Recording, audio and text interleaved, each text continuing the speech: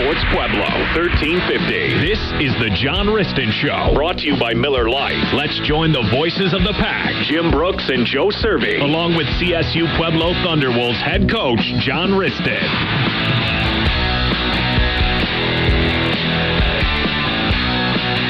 And good evening, everybody. Wow, that was hot. Hot, wasn't it? Coming right at us. We'll get it back down there a little bit. But Jim Brooks along with Joe Serby. The coach, John Wristen, will be here shortly. We are at Andy Mack's John Wristen Show. Each and every Wednesday night we're here. We hope you can still get time to come on down here and join us. You're out driving around. There he is. Come on in. And the coach is right on time tonight. He's been waiting. He's been waiting outside for 3 minutes for his intro. For the cue. There it is. He got the cue, and now he's on in. But, it's not all roses this week, Joe, what you've been telling me. So we're going to have to get it with John here and find out exactly what's going on up there. We're going to need to send the Red Cross up there, it sounds like, up there to the hill. But y'all ready, Johnny? There we go. What's up, guys? How you doing? How you doing? I'm doing good. How you doing? Hey, mighty fine airport, yo. Well, coming off a huge win over Colorado School of Mines, that was just great stuff. The game was tied at the end of the first quarter. Back and forth you went, and then the lightning strike. The Blitzkrieg took over there, Johnny, hitting up 28 points there in that second quarter. Tell us about the ball game in your quick little synopsis. Well, I thought the defense set the tone early on. We were able to really contain them. What's our goal was is not to let them have multiple first downs. Because when you get an offense like that and you have multiple first downs, they can get on a roll real easy on you. And so I thought our defense coaches, again, did a great job. That's Coach Hughes and Coach Leo and Coach Carl Fetters and JT and Coach Cresswell. And all those guys did a nice job of being able to get our guys to play fast. And so our deal worked. We just wanted to keep them in the pocket, let them throw short, and we'll rally up and smack them. That's right. There was a few smacks. And there was a lot of smacks. And then offensively, we just wanted to be patient with it. And sooner or later, when you have number 30 and number 2 back there, and the way AJ's playing, and with the Kieran and all those guys with the tight ends, you just got to be patient. And so, what happened was, right at the end of the first quarter, we were driving, and we started gaining a little momentum, and you can feel that traction a little bit coming our way. And Cam made one of the, he had a lot of outstanding runs, but his first touchdown, he broke a tackle, was patient, and you can't tackle him with the arm tackle. And so he extended himself for about 5 yards after getting hit and put us in there. And that kind of let everybody breathe a little bit. And so, and then we came back and our defense stopped them. And we went, I think, about 70 yards on a drive. And, the key thing to those things was that there was hardly any penalties that cost us. There wasn't any selfish. You played clean on that. And you played as fast as you could in doing those things. And so that's why you're able to have those long drives and execute. And I thought Coach Shaw and Coach Heklinski and Coach Herring and Jake Novotny and Sammy Sewell, we challenged them to put a great game plan together, and we were able to do some different things, and it really worked. And I think that drive there that made it 14-0 was really a nice thing of beauty, and we had it set up. We've been practicing that throwback a little bit, and we got some other things off that, but we on the headset I said, "Are you sure you want him to throw it that way?" And Jeff goes, "Well, it's a lot easier to throw than going the other way." And I go, "Oh yeah, you're right." To making sure. So also I said, "Yeah, you were right." Afterwards, and making sure that was a great touchdown. And then then we get the defense stops them again. I think the key was the defense stopping them. Quick stops, yeah. And then our offense took those 4 opportunities and made them touchdowns, not field goals. Right. And that's the difference of being 28 or 17 or 9 or whatever, or 12. You just don't know how that thing's all going to go. But I think the thing that really broke their back on, it gave some breathing rooms. Anytime you get up 4 scores, it'll be all right. So it was funny right at the half. I'm on the other line talking to special teams doing that, and I click it over and I see it's about 2:01. And I said, let's not get greedy here. We got the momentum. We get the ball the second half. Let's not get greedy. Jeff goes, well, it's a little bit too late. We called pump and go. And I go, okay. And I said, all right, let's not get greedy in the next play. Cam makes one fabulous, but the impressive thing is the 10 other guys that are just scrapping as hard as he can and battling. You see Ty McCauley run all the way down the field, and you see him just launch a guy. I mean, just I saw it right about the 20-yard line. And he just flattened him. I mean, he wants to be a part of the receivers, and all of a sudden, you have a close game, first quarter. And then you take the 4 next drives. That defense stopped them. Offense that was able to convert, and it's a 28-0 ball game. And I thought that was really a thing of beauty. Yeah, it was. And one of the keys, and sometimes when good things happen, you have to catch a break every now and then. You just have to catch a break. And last year on your national championship run, there were a few breaks that just kind of went your way, and it was a great thing. You got a break Saturday that kind of just, the kid from Mines dropped a wide open pass, and that was a 14-point swing because he scores, but then he doesn't, and then you guys go down and score. Yeah, that's a great point. I mean, in the first quarter, they go down there and miss a field goal also. And the guy never misses a field goal. And the guy's been on money, and that hash is caused a lot of guys to miss. It really is. It's a bad spot. That right hash on that. So anyway, I thank you for bringing that up, Joe, because that's really quite. You always talk about the 6 to 8 plays that make a difference, and that play made a difference either way, and they couldn't take advantage of it, and we kind of got our ball rolling on that, and those are the difference between winning a ball game and not. Let's talk about the game plan a little bit. You talk about getting stuff a little bit early in the game, but a lot of the plays you were running, a lot of wide stuff. Now, was that intentional to make sure they kind of soften them, keep them edge conscious, to be able to bust Cam up in the middle? Because Cam makes some great runs when he gets through that line right in a hurry. And if they're thinking about dunking on the edge, or the tight end on the edge, anything on the edge, it just spreads the defense out a little bit. Well, we thought we could use our speed to our advantage, and trying to make sure that we had leverage and trying to get to our speed on that, and that kind of works. But it's an inside, outside, outside, outside, inside type of game plan, and it's also you can't load up to one side. And I think Coach Shaw has done a remarkable job of putting this together. So has Coach Heklinski. It's been really fun seeing those guys work. Talk about it. We talk about it a little bit. I mean, you've had a couple of offensive coordinators now and a couple of offensive line coaches change hands, and your team is gelling. A lot of new guys, a lot of new faces this year with some of the old. You had some new coaches come in that come from some very powerful programs, Michigan, Minnesota. These guys have been around just like you and your staff. It's kind of nice to see them gel finally and see them. It's choreographed now, where it's actually kind of really almost poetic.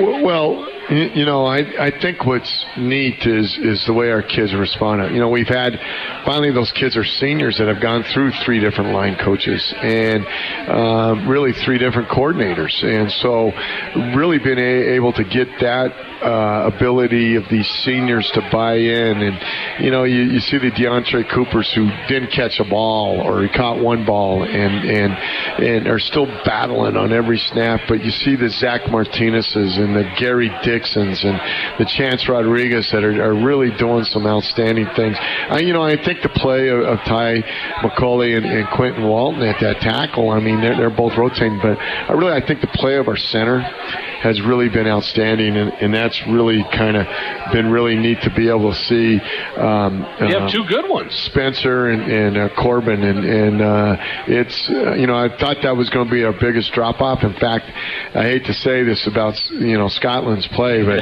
it's been improved, and I think it's part of our scheme. Gordy's brought in a little different scheme, a little tweaks on it, and we had Gordy through the spring, so that's helped us. when we had Dave Borbley last year, we just had him in a fall camp, and then we had to get ready for games and try to do all that. So the key was that we had him for spring, and those guys are understanding it. Every coach is a little different. Every coach has a little tweak on it. Everybody has a little different opinions, and then they got to work with me, who have a lot of opinions. And so some of them are not. A lot of them are not very good. They'll tell you that too. So, well, also we talk about Cam's great runs, but Duncan again shows when he's healthy. Joe's brought it up many times. This year we're seeing a different Kieran Duncan. Last year he was battling injuries all year long. We'd see him probably at the best maybe 80-85%, I think. But this year he is flying, and he's taking full advantage of the opportunities given to him. I'm glad he's healthy. I'm glad. I probably put Kevin Ribrich in a bad situation in the first part of the year.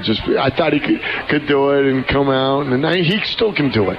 But I was trying to more for the ability to try to save Kieran and down the road, and now you see the ability of Kieran being able to do it. Even though we haven't popped one yet, but we're close. But what's really nice is that we've been able to use Kieran in different ways in the run game with the reverses and the bubbles, and now you got to defend the 53 yards, and so before you couldn't. You could load the box, and we couldn't get it outside. Now you have to load 53, but the development of our tight ends, those 3 and 4 guys that are out there catching and making the field spread, it helps give that little crease in there where an arm tackle ain't going to stop 30 or 2. Well, and 88 gets better and better every week. I'm telling you, John, I don't know where he ranks in terms of next level guys, in terms of his position or what he's got to do to get there, but this program's had some pretty good people play that position, and he's pretty good.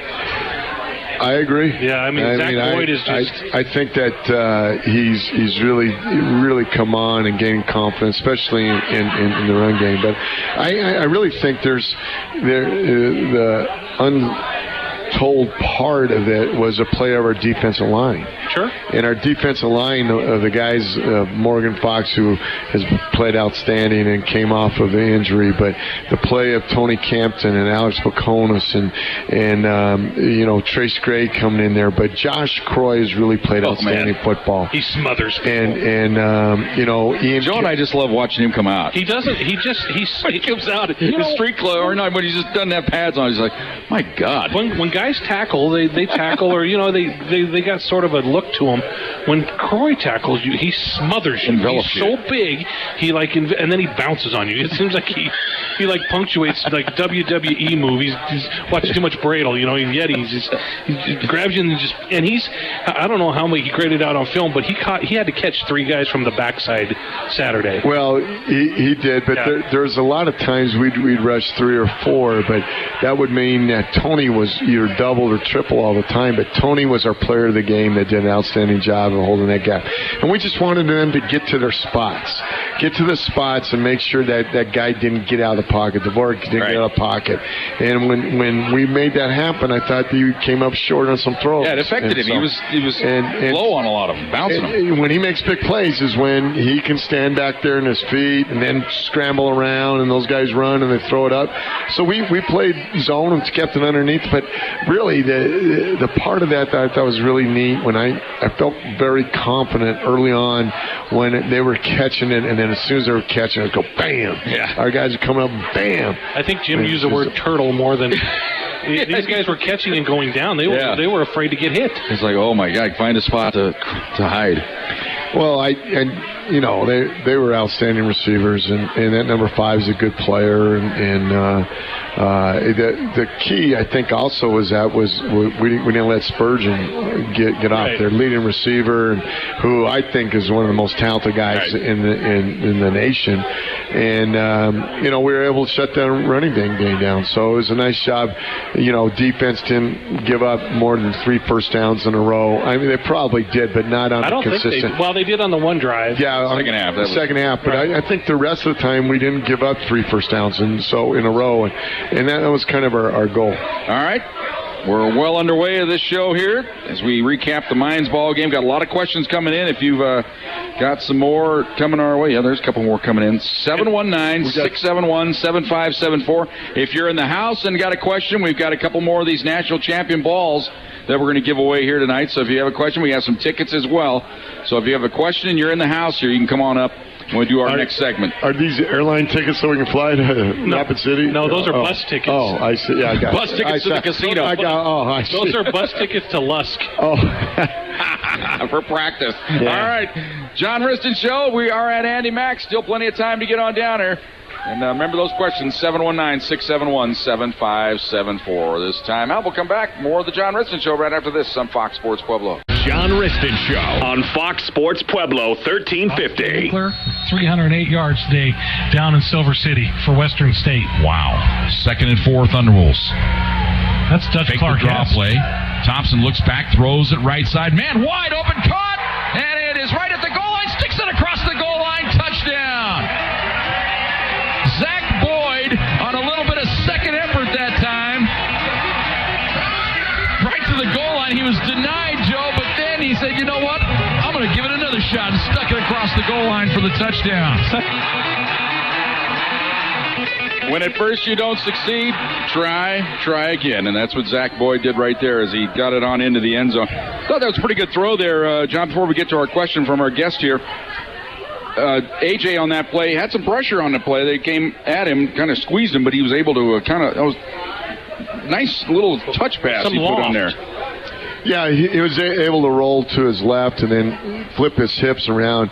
There was someone that got in his way, and he adjusted his feet and was able to go. And that's the hardest throw is when a guy's wide open like that and you take something off it. But AJ did a nice job of leading Zach, and Zach did the rest to get in the end zone. All right, we've got a guest here in the house. Wants a chance to win a free football. He's going to have a award-winning Pulitzer question here for you, John. Let's see if he can knock you out. Say your name and where you live and the whole bit. So, all right? Hey, you're on. All righty, Coach. My name is Jim. I live out in Pueblo West.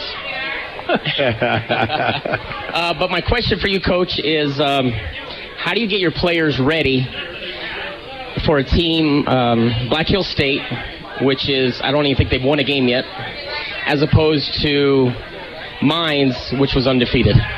Well, what is the difference, I guess, in preparation? Mines is easy. Black Hills is a challenge of a coach that has to make sure they're on point and not think they can go, and the human nature of saying, God, we're going to go play at Black Hills, all I have to do is show up, which is the exact opposite of the mentality you got to have. I mean, I'm trying to stress that our competition isn't Mines, it isn't Black Hills, but the reality, it's in between the 6 inches between our ears. And so if we can control what we control, and we try to talk about that, and we try to get better each week. The other thing is that we talked about is we're playing football in our gold box. Our gold box is the games at the end of the year, and that's when you're playing your best ball.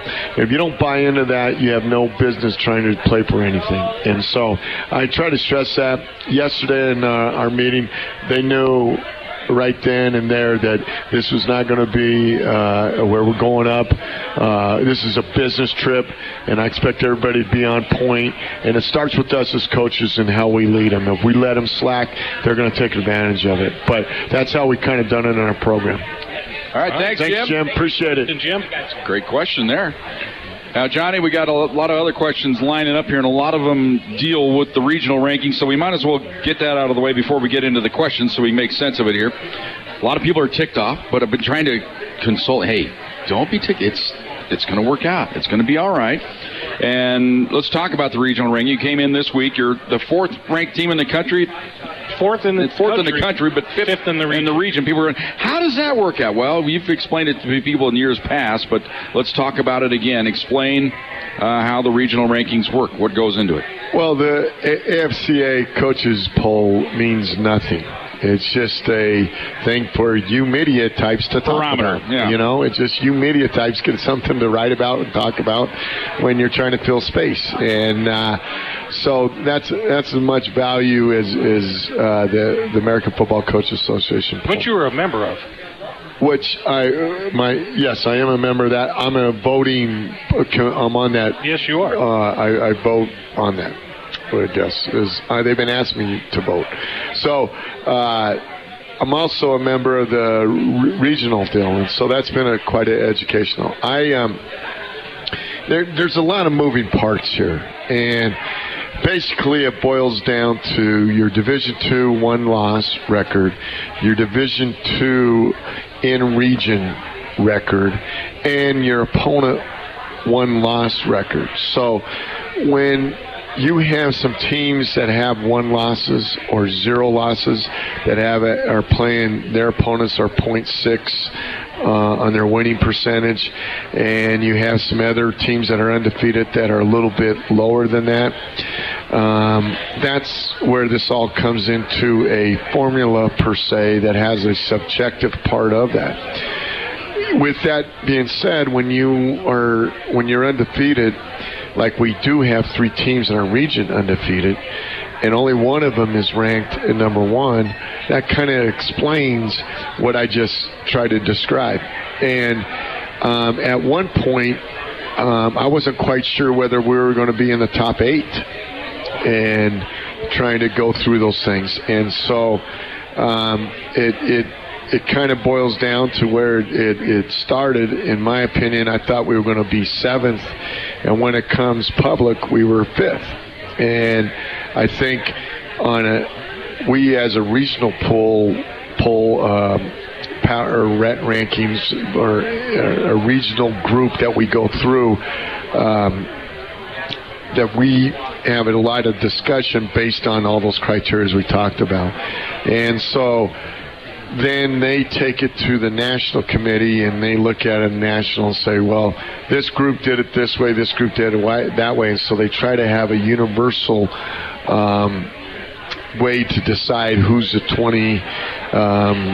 4 teams that are going to get in the play, or 28 teams that are going to get in the playoffs. So with that being said, there's a lot of football to be played left. And so if we do our job and we do what we're supposed to, all you want it to be is 1 of 7. Right. And this year, it's going to take a miracle for us to be number 1. But I do think we have a chance to finish anywhere from 3 to 7. But if we do our job. Yeah. If we do our job. Just a quick reminder, defending national champion, you were not a number 1 last year. Correct. And you have no street cred for that as far as this year goes. They don't even consider that, do they? Kind of say, you know what? A little bit. Maybe subjective, but I mean, they're looking at it. They're using their formula. They're not saying, well, these guys won it last year. We got to give them an extra couple bumps. No, I think it's more based on what your product of 2015, not what you did in 14. Yeah. And I think there's some common opponents versus common opponents. So it's going to be interesting to see how this all sorts out.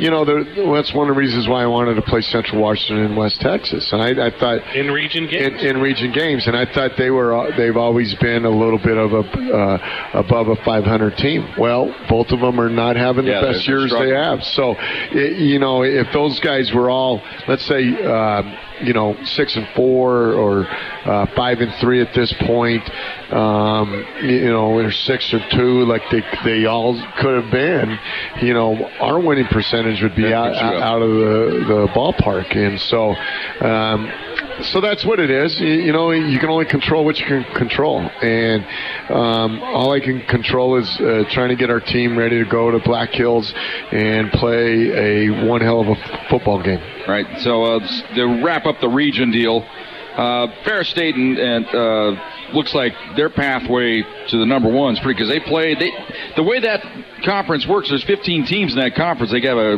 don't know if it's the East or West, but the one side of the bracket and the other side. Ferris State kind of worked out well for them this year. They didn't have to play a lot of the power teams in that conference. Yeah, well, that's helped them a little bit. Again, it's what the schedule is. They have played Grand Valley. They whipped Grand Valley. They did whip Ohio Dominican, and I think they play Ashland. I think 2 weeks. In 2 weeks. In 2 weeks they do. But the funny thing about it is, and my gripe about this thing a little bit is, everybody should have to play 11 Division II games, and that's they only play 10. They only play 10, and I think it's a big difference between playing 10. You get a bye week. I mean, you either start start earlier. You take one in the middle. But our kids are going to go. If we really go through this thing and go, we'll have to play 1 week at a time, and we're going to have to do it for the next 8 weeks. Well, just in that same vein, one of the Texas schools, I think it's Commerce, are they the ones that are playing at Sam Houston this week? Yeah, that means nothing, right? Well, I was talking to Colby, the head coach there, and he goes, I don't know what to do. I think I might just rest everybody because this game means nothing. And I said, well, you have every prerogative to do that. And so he was frustrated that was scheduled at that time. Yeah, it's a strange time for the game. He's concerned about injury, just like we all are. Can I get some guys healthy because this game means nothing?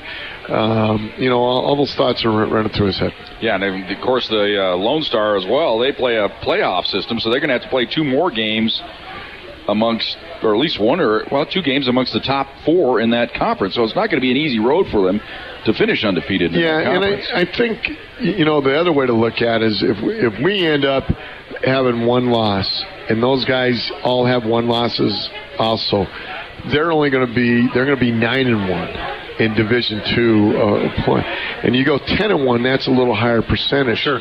So that gives me a little bit of a foothold to be able to argue a little bit on that. But their winning percentage of their opponents, because after they play Sam Houston, doesn't count. They're going to start their league and they're going to play someone with a winning record, and they're going to play them again. And so that's the good negotiation that is going to take place. Yeah, it can either work out great for them. Could work out like a bummer if one of those teams has the upset. And, of course, all this is all contingent on the Thunderwolves winning the last 3 games. Got to find a way to beat these last 3, and especially that Mesa. The Mesa game is going to be huge, which we thought it would be. Each game makes the next game bigger. It's fluid. It's what it is. Well, it's also got an anchor on it. Yeah. You got to go and take care of business, and we're playing. We got to go to Black Hills, and we've only been up there one other time, and our guys have handled that, and we're going to enjoy the trip. But it's a business trip. It's 517 miles of getting yourself ready to go on a business trip. All right, we're going to take a time out here. When we come back, we got all of our questions from our listeners lined up. A lot of them deal with the regional. They'll work into that. Some are other things. Got some injuries to talk about this weekend. But first of all, we'll take this time out. We are at Andy Mack's John Wristen Show here on Fox Sports Pueblo. The John Wristen Show on Fox Sports Pueblo 1350. Second down and 10. I haven't been on them all year. I've got a chance. I'm just unloading here. Here's a draw play. There could be a face mask. McDonald breaks into the clear across the 50, 40, breaks a tackle, breaks another tackle, 20, 15, 10, 5, touchdown, Thunderwolves, Cameron McDonald.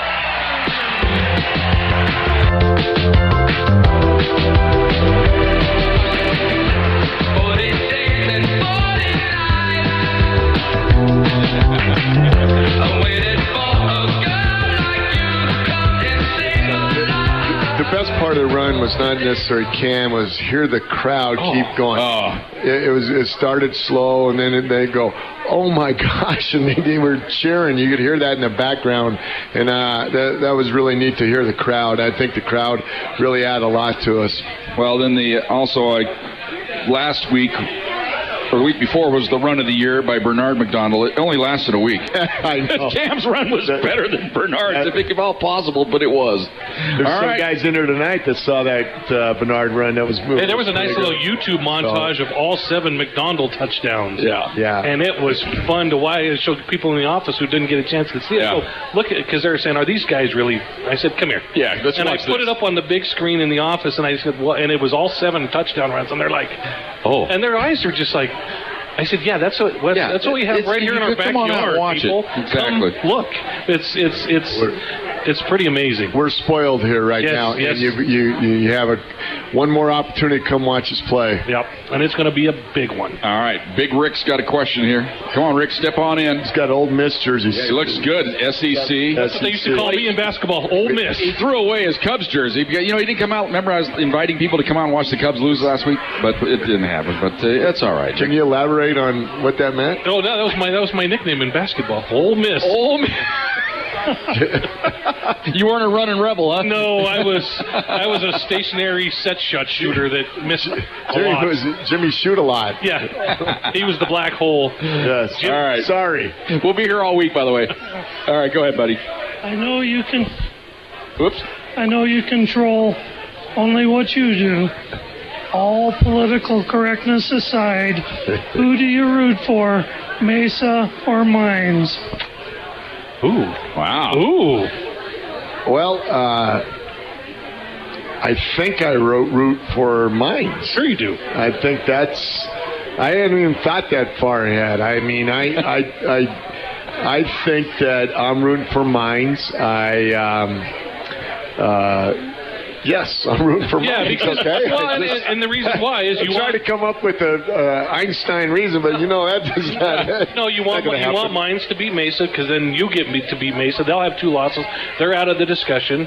You don't have to worry about them. Plus, okay, this is Joe Media thinking well ahead, but if you had another chance to play Mines, you would welcome it with open arms. Come on, let's play them again and kick them again. Well, you can't say that, but I can. Yeah.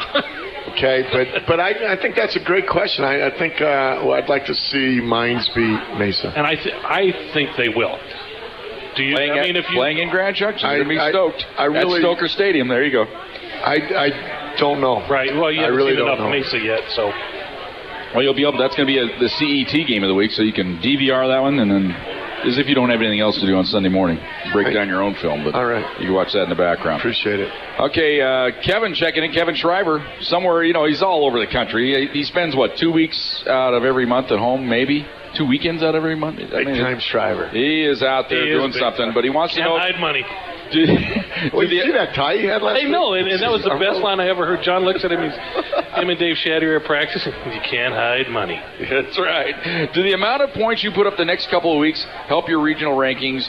We want to put up as many points as possible to move up. So do you want to just thrash people, or is it just a matter of winning or losing? Or is there any style points?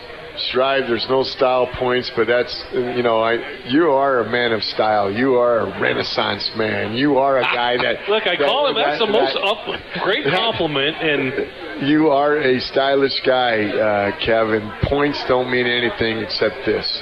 Win by 1 more than they have. And that's all that counts. It really does. It doesn't matter what it is.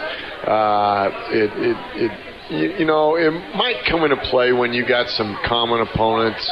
They played them and we beat them. But there's not a part of the formula that says you can only count X amount of points toward a win.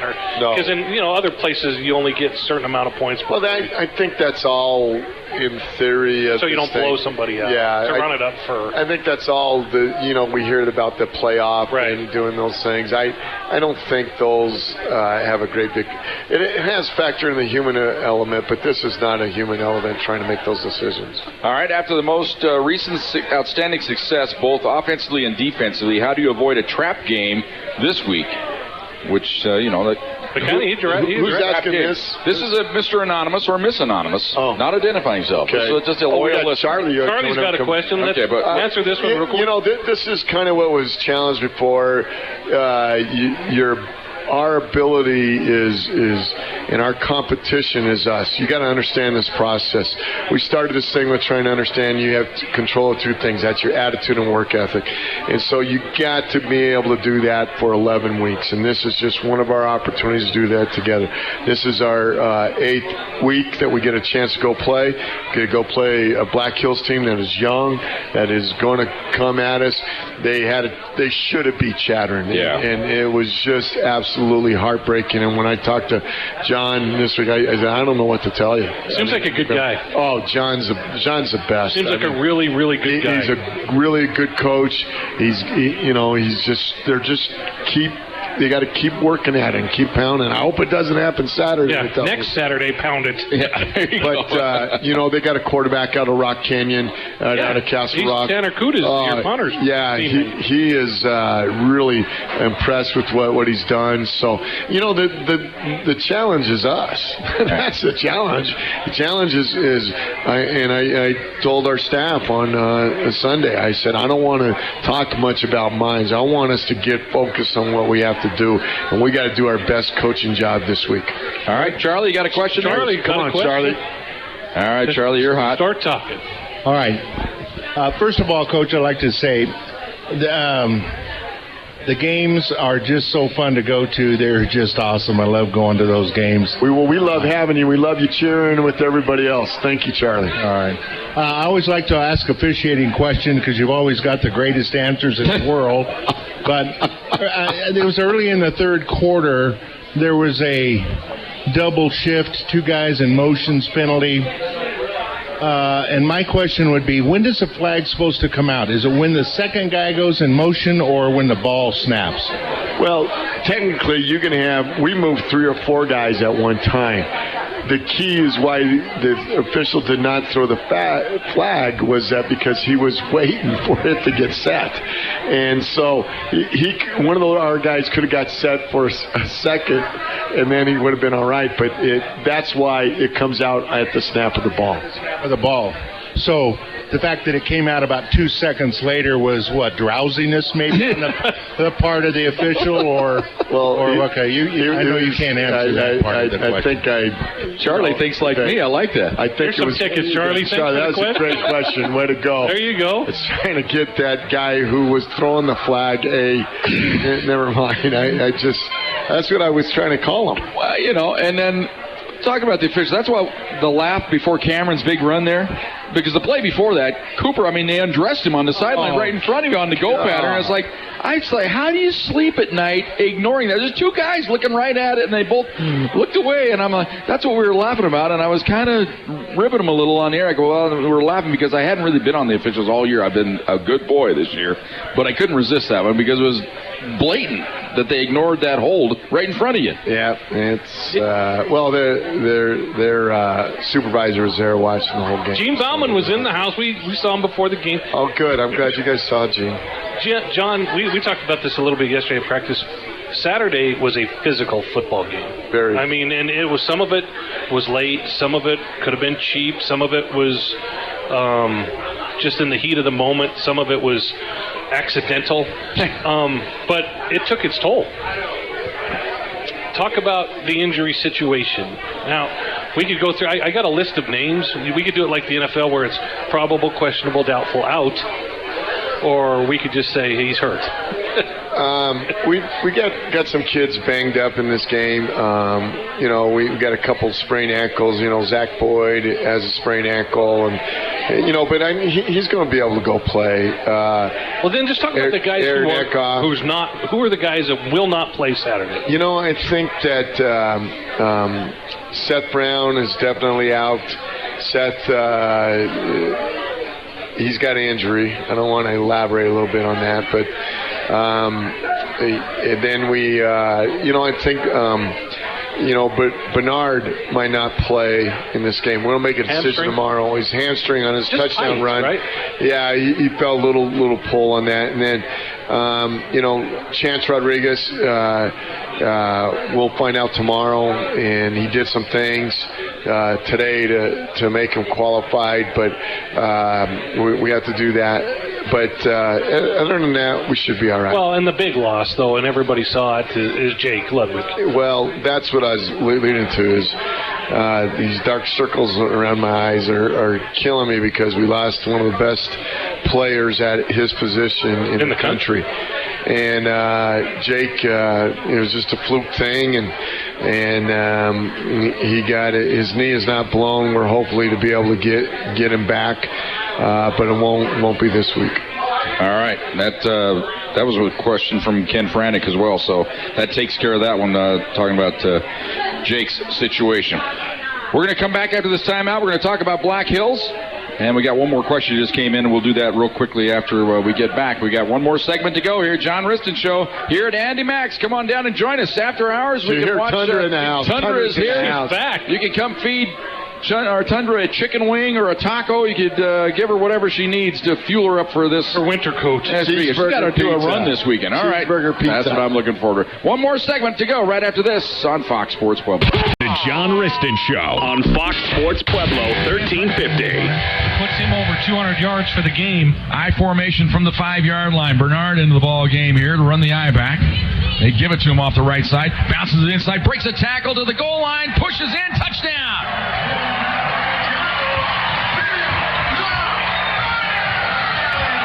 Good, powerful run there by Bernard McDonald. Wasn't sure he's going to be able to get the ball across the goal line, Joe. He had it down around his gut, but was able to get just enough of it forward to get it across the line. And the Thunderwolves restore order with the touchdown.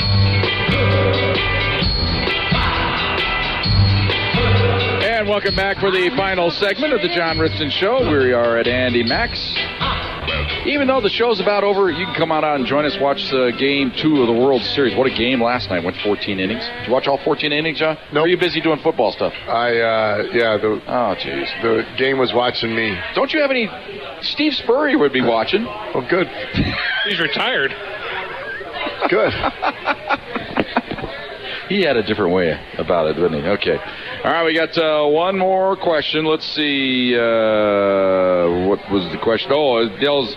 This is not really in your realm of controlling. I guess you could put a stop with it. Do you find the music leading up to plays annoying? I love it. That's what I feel like. That's good. Now, the referee had to admonish him a couple times this game because they pushed the envelope a little bit. But I think it's cool. I think it adds a lot of energy to the building, don't you? Well, it's an event. Yeah, it's fun. And the best part about that. So, Carlissimo, it's all you. The best part about that is I was talking to the guys who control the music. Yeah. And one of the people in charge, he says, "I got to be told more than once." That's right, because he just kept going. They just kept doing it. Yeah, they kept doing it.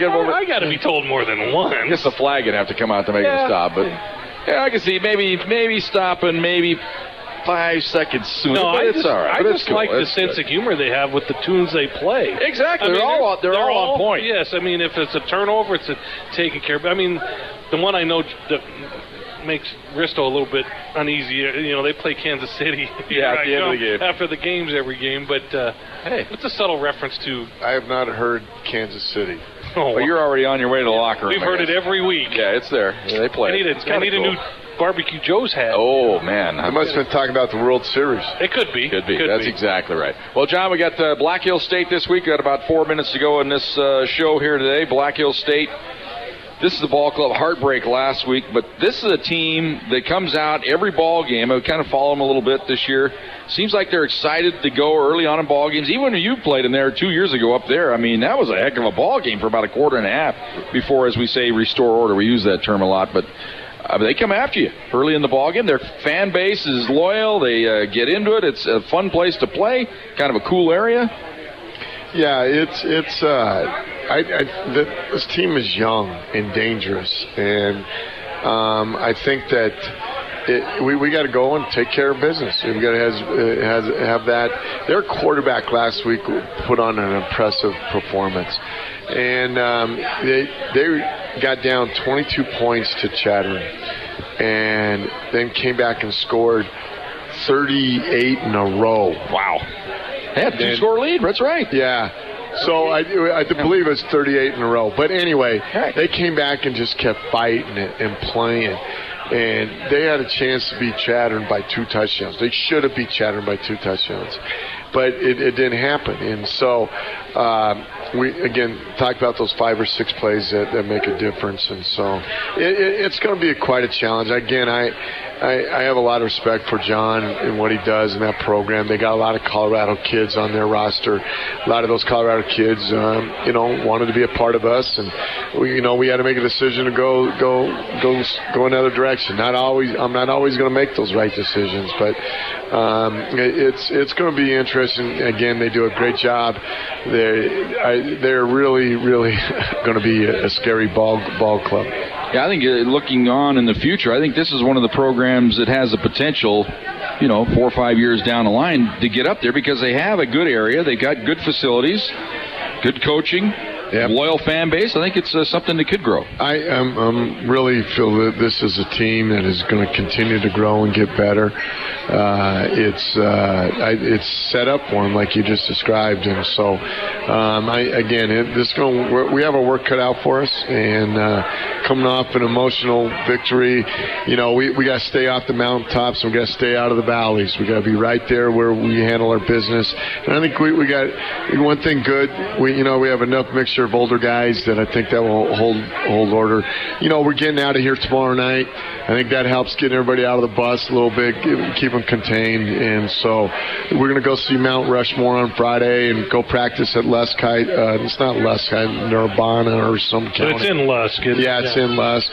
Eat a Subway and go out there and have a little fun with it. Well, to finish things off, this ball club, as you talked about it, offensively, they can pose you some problems. Plus, in a game like this, you're always worried about chicanery, aren't you? That's something that can happen that they're going to pull out everything they can to try to knock you on your heels a little bit, aren't they? Well, we got to be on point. They're going to do something. They do a great job on special teams, and with having an injury as our long snapper, that's we got to be on point with that. And Trace Gray's going to take that responsibility, and he's ready to take that thing over. And so, I got to give a shout out to Micah Gomez, Micah here, and that she's done a great job. She always comes over here and gives me a hug. And I want to say, hey, I hope she has a great Halloween costume on Saturday. Oh, yeah. And I hear it's going to be special. All right. Looking forward to that. It will be a spooky day Saturday. Tune in here on Fox Sports Pueblo, 11:30 the pregame show. 12 o'clock kickoff, high noon from the beautiful Black Hills of South Dakota in Spearfish against Black Hills State. For everybody here at Andy Max, for all of our loyal listeners, for all your questions, for our fans that show up here at Andy Max, for Tundra, for my partner Joe Servey, for the coach John Wristen, for Tony Wright, who'll have high school football for you on Friday night. This is Jim Brooks bidding you good night. Go Pack.